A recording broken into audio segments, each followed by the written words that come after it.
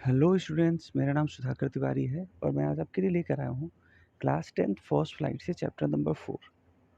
इस चैप्टर का नाम है फ्रॉम द डायरी ऑफ एने फ्रैंक।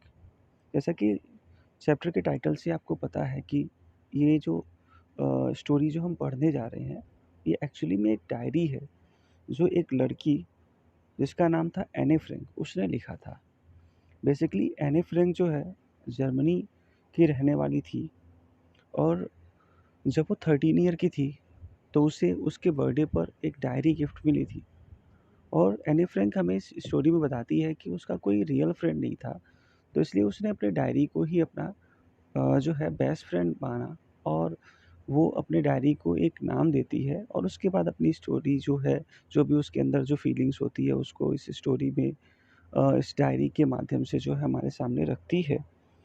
और बेसिकली मैं आपको बताऊँ, स्टोरी स्टार्ट करने से पहले ये स्टोरी ऐसी है कि इसमें एनी फ्रैंक उस कंडीशन में जर्मनी में रह रही है जहाँ पर हिटलर का शासनकाल है। और चूँकि एनी फ्रैंक जो है यहूदी, जिसको ज्यूश कम्युनिटी बोलते हैं, ऐसे समुदाय से आती थी जहाँ पर जो है हिटलर के लोग जो कि नाज़ी थे, उनके साथ बड़ा ही अत्याचार करते थे, राइट? सो उनके अत्याचारों की वजह से ही जो है 16 साल की उम्र में ही एनी फ्रैंक का डेथ हो जाता है। तो 13 से 16 साल के बीच में एनी फ्रैंक ने जो भी अपनी डायरी में लिखा वो डच लैंग्वेज में पब्लिश हुआ था, जो कि बहुत ही पॉपुलर रहा क्योंकि एनी फ्रैंक ने जर्मनी की उस कंडीशन के बारे में अपनी डायरी में लिखा जब हिटलर जो है जर्मनी के लोगों पर अत्याचार करता था और हिटलर जो है जर्मनी के अ, अंदर रहने वाले जो यहूदी थे उनके साथ जो है बुरा व्यवहार करता था। बट इस चैप्टर में उसी हम में एनी एनी फ्रैंक फ्रैंक की भी पूरी आती थी, डायरी तो उसका नहीं पढ़ने परिवार जा भी रहे आता था हैं, लेकिन और किस तरह से वो परेशान हुए यहाँ उसके पर बारे एनी में उसने फ्रैंक जो है अपने हमें ये ज़रूर डायरी बताती है में कि लिखा है। वो क्या रीज़न थे जिसकी वजह से एनी फ्रैंक ने डायरी लिखना शुरू किया। तो चलिए चैप्टर को स्टार्ट करते हैं। चैप्टर जो है स्टार्ट होता है, एनी फ्रैंक कहती है कि writing in a diary is a really strange experience for someone like me. क्योंकि एनी फ्रैंक 13 ईयर की थी और 13 ईयर के बच्चे अगर डायरी लिखते हैं तो ऑब्वियसली उनके लिए एक स्ट्रेंज एक्सपीरियंस था। तो कोई भी बच्चा है वहाँ पे बोलती है कि समवन लाइक मी, मेरे जैसे किसी के लिए भी जो है डायरी लिखना एक बिल्कुल जो है स्ट्रेंज एक्सपीरियंस था। Not only because I have never written anything before, कहती है कि ऐसा इसलिए नहीं था कि मैंने इसके पहले कभी लिखा नहीं था कुछ, but also because it seems to me that later on neither I nor anybody else will be interested in the musing of a 13 years old school girl. कहती कि ऐसा इसलिए भी स्ट्रेंज एक्सपीरियंस था क्योंकि आगे चल कर के जो उसकी सोच थी, म्यूजिंग मीन्स यहाँ पर जो है सोच हो गया, तो उसकी सोच जो वो डायरी के फॉर्म में लिखने जा रही है, तो आगे चल कर के हो सकता है कि उसका भी मन न रहे कि उसको दोबारा पढ़ने का और कोई दूसरा भी उसमें कोई इंटरेस्ट न दिखाए। ओह वेल, इट डजेंट मैटर, कहती कि ठीक है, कोई बात नहीं है। आई फील लाइक राइटिंग, मेरा मन करा लिखने के लिए, and I have an ever greater need to get all kinds of things off my chest. और मेरे अंदर जो है बहुत सारी बातें चल रही हैं और उन बातों को मुझे जो है डायरी के फॉर्म में लिखना है और उसे अपने चेस्ट से बाहर निकालना है, मतलब अपने मन से बाहर, मन का बोझ हल्का करना है। सो कहती है कि paper has more patience than people, ऐसा वो इसलिए करना चाहती है क्योंकि एनी फ्रैंक के अंदर जो है वो बातें जो है एक तरीके से जो है बोझ बन गई हैं।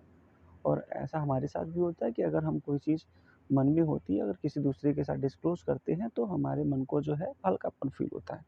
तो कहती है कि अगर वो अपने मन की बात अगर किसी से शेयर करती है, तो she will feel better, right? So यहाँ पर वो कहती है कि paper has more patience than people. Anne Frank at first जो है हमें बताना चाहती है कि उसने जो है इस काम के लिए जो है डायरी को ही क्यों चुना। तो उसके अकॉर्डिंग जो है पेपर के पास जो है लोगों से ज़्यादा पेशेंस होता है। कहते हैं कि आई थॉट ऑफ दिस सेम, ये जो कहावत है, देखिए ये जो है इन्वर्टेड कॉमा में लिखा हुआ है, तो ये मीन्स जो है सेइंग है जो अमूमन लोगों के द्वारा जो है कहा जाता है।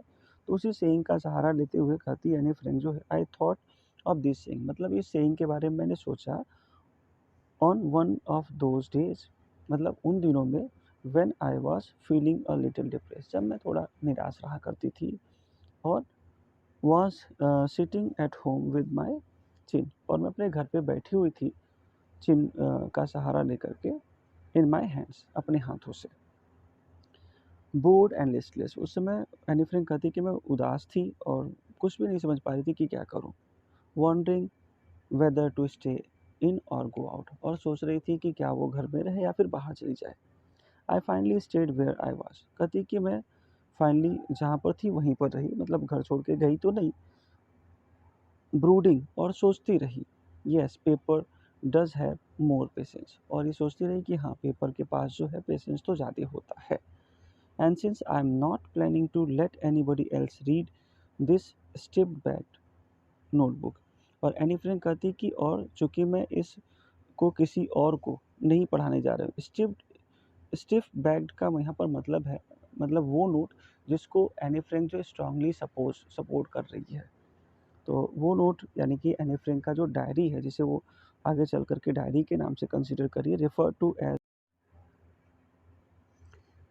एनी फ्रैंक कहती है कि unless I should ever find a real friend, कि मतलब जब तक कि मुझे कोई मेरा रियल फ्रेंड नहीं मिल जाता है, it probably want make a bit of difference. कहते कि जब तक मुझे मेरा कोई रियल फ्रेंड नहीं मिल जाता है तो मैं अपनी डायरी किसी को पढ़ने नहीं दूंगी। तो इससे कोई फ़र्क नहीं पड़ेगा कि जो बातें थी वो मेरे मन में थी या फिर मैंने डायरी में लिख दी हैं, क्योंकि मन में है तभी भी किसी को नहीं पता चलेगा और डायरी में लिखी है तभी भी किसी को पता नहीं चलेगा। Now I am back to the point that prompted me to keep a diary. अब एनी फ्रैंक कहती चलो मैं उस पॉइंट पे आती हूँ जिसने मुझे जो है प्रॉम्प्ट किया, विवश किया कि मैं डायरी लिखना शुरू करूँ। I don't have a friend, कहते कि रीज़न क्या था कि मेरा कोई फ्रेंड नहीं था। Let me put it more clearly, तभी एनी फ्रैंक कहती कि चलो ठीक है, मुझे मौका दो कि मैं आपको जो है वह क्लियरली बताती हूँ।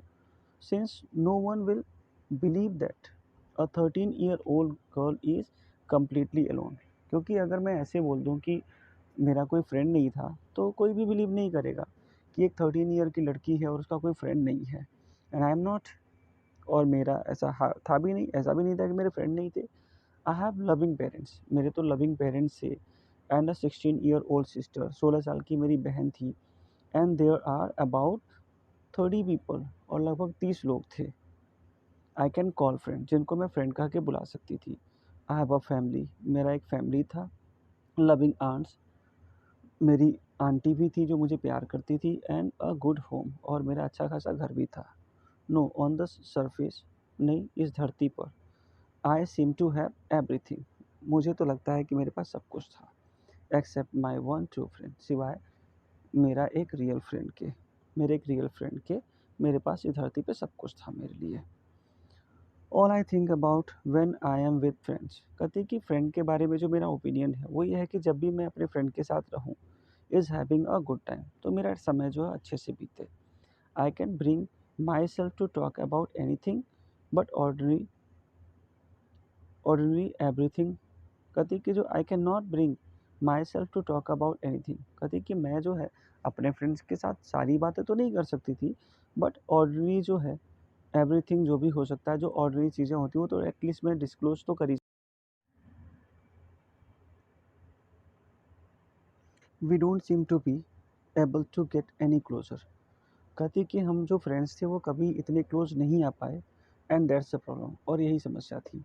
May be it was my fault, कहती कि हो सकता है कि मेरी गलती हो, मैं अपने फ्रेंड का दोस्त नहीं दूंगी, हो सकता है कि मेरी गलती हो। That we don't able to sorry that we don't confide in each other, कि हम सभी फ्रेंड जो एक दूसरे पर विश्वास नहीं कर पाए। In any case that's just how things are, कहती कि जो है कंडीशन कुछ भी हो लेकिन लाइफ में तो यही चल रहा था। And unfortunately they are not liable to change, और दुर्भाग्य की बात थी कि मैं उसे बदल भी नहीं पा रही थी। This is why I have started the diary, और यही रीज़न था कि मैंने डायरी लिखना शुरू किया। कहती कि to enhance the image of this long awaited friend, actually any friend को लंबे समय से एक ट्रू फ्रेंड की रिक्वायरमेंट थी। उसे लगता था कि उसका जो ट्रू फ्रेंड होगा जिससे कि वो अपनी सारी बातें शेयर कर पाएगी, तो लंबे समय से वो ऐसे फ्रेंड का इंतज़ार कर रही थी। कहती कि जो है लॉन्ग अवेटेड फ्रेंड, के इमेज को इन्हेंस करने के लिए, बढ़ाने के लिए अपने इमेजिनेशन में I don't want to jot down the fact in this diary the way most people would do. Jot down मतलब होता है लिखना। कहते कि मैं अपनी डायरी में जो भी लिखना चाहती हूँ मैं ऐसे नहीं लिखना चाहती हूँ जैसे बाकी के लोग लिखा करते हैं। But I want the diary to be my friend, लेकिन मैं डायरी को अपना फ्रेंड बनाना चाहती हूँ। And I am going to call this diary Kitty, और मैं इस डायरी को एक नाम देना चाहती हूँ किटी, और उस नाम से मैं इसको बुलाऊंगी। Since no one would understand a word of my stories to Kitty. कहती कि अब मैं चूँकि 13 ईयर की हो गई हूँ, अब यहाँ से मैं डायरी लिखना शुरू करूँगी तो शायद ही कोई समझ पाएगा कि मैं क्या लिख रही हूँ और मैं क्या बताना चाहती हूँ। So I would better provide a brief sketch of my life much as I dislike doing so. कहती कि इसलिए मुझे जो है अपने लाइफ के बारे में एक ब्रीफ स्केच देना चाहिए, मतलब पास के बारे में भी कुछ बताना चाहिए जो कि मैं हमेशा डिसलाइक करती हूँ ऐसा करना, बट फिर भी आप सबको समझ में आ जाए कि मैं ये जो लिख रही हूँ उसमें क्या मैं बता रही हूँ, उसके लिए एक ब्रीफ स्केच तो देना चाहिए। My father the most adorable father I have ever seen. कहती कि मेरे फादर जो है वो सबसे ज़्यादा प्रशंसनीय फादर के रूप में मैं समझ सकती हूँ जिन किसी फादर को मैंने देखा है उसमें से। Didn't marry my mother until he was 36। कहते हैं कि उनकी शादी जो है नहीं हुई, या फिर उन्होंने शादी नहीं किया जब तक कि वो 36 के नहीं हो गए। एंड शी वॉज 25, और उनकी मदर 25 की नहीं हो गई। माई सिस्टर मार्गॉट, और उनकी जो सिस्टर थी यानी फ्रेंक की जो सिस्टर थी उसका नाम था Margot, was born in Frankfurt in Germany in 1926। 1926 में जर्मनी के फ्रैंकफर्ट शहर में मार्गॉट का जन्म हुआ। आई वॉज बोर्न ऑन 12 जून 1929। और कहती है कि जो है 12 जून 1929 को मेरा भी जन्म हुआ। I lived in Frankfurt until I was 4। कहती कि 4 साल तक जो है, मेरे जन्म के 4 साल तक जो है हम फ्रैंकफर्ट में रहे। My father emigrated to Holland. और जर्मनी में जब हिटलर का पावर बढ़ने लगा और उसके बाद जो है यहूदियों पर अत्याचार होने लगा तो हॉलैंड से में शिफ्ट हो गए, इमिग्रेटेड हो गए एनी फ्रैंक के फादर इन 1933 में। My mother Edith Hollander Frank went with him to Holland. कहती कि मेरी मदर भी हॉलैंड गए उनके साथ इन सितंबर में। While Margot and I were sent to Aachen. Aachen एक जगह का नाम है। और जब उसकी मदर जो है एडिथ होलेंडर फ्रैंक जो है चली जाती है सितंबर में हॉलैंड ऑटो फ्रैंक के पास जो कि एनिक फ्रैंक के फादर थे, तो उनको जो है एचएन जाना पड़ता है जहाँ पर उनकी ग्रैंड मदर रहती थी। Margot went to Holland in December. फिर मार्गट को दिसंबर में भेजा गया Holland. And I followed as February. और फिर एनी फ्रैंक फेब में गई। When I was plunk down on the table as a birthday present of Margot. और उस समय मार्गट का बर्थडे था और बर्थडे प्रेजेंट के रूप में एनी फ्रैंक वहाँ पर पहुँच गई। I started right away at the Montessori nursery school. कहती कि वहाँ से मेरी पढ़ाई जो है मॉन्टेसरी नर्सरी स्कूल में शुरू हुई। I stayed there until I was 6। और मैं वहाँ पर 6 ईयर की हो गई तब तक वहाँ पर मैंने क्लासेस लिया। Eight which time I started in the first form. उसके बाद मैंने फर्स्ट फॉर्म में जो है वह दाखिला लिया। In the 6th form my teacher was Mrs cuprous. और 6ठी कक्षा तक जो उसकी जो प्रिंसिपल टीचर थी वो मिसेस क्यूपरस थी, द हेड मास्टर, और वो जो है स्कूल की हेड मास्टर भी थी। At the end of the year we were both in tears. और जब स्कूल का वो एंडिंग फेज आया तो इन दोनों की आंखों में आंसू था। As we said a heart breaking farewell. जब वो एक दूसरे को जो है फेयरवेल बोल रहे थे जो कि बड़ा तकलीफ देने वाला था दोनों के लिए। In the summer of 1941 grandmother felt ill. कहती कि जो है 1941 में उसकी ग्रैंड मदर जो है बीमार हो जाती हैं and had to have an operation, और उनका ऑपरेशन करना पड़ता है। So my birthday passed with little celebration. तो एनी फ्रैंक का बर्थडे जो है बहुत ज़्यादा सेलिब्रेशन के साथ नहीं मनाया गया। Grand mother died in January 1942। Next year उसकी जो ग्रैंड मदर उसका डेथ भी हो जाता है। So no one knows how often I think of her. कहती कि जो है मैं इसको डिस्क्लोज नहीं कर रही थी और ना कि किसी को बताना चाहती थी कि मैं अपनी ग्रैंडमदर को कितना मिस कर रही थी और एंड स्टिल लव हर। और this birthday celebration in 1942 was intended to make up for the others. मतलब जो 1942 का एनी फ्रैंक का जो बर्थडे था, वो इच्छा रखी गई कि वो किसी और के लिए, लाइक उसके ग्रैंड मदर के लिए जो है वो भी सेलिब्रेट किया गया जाए।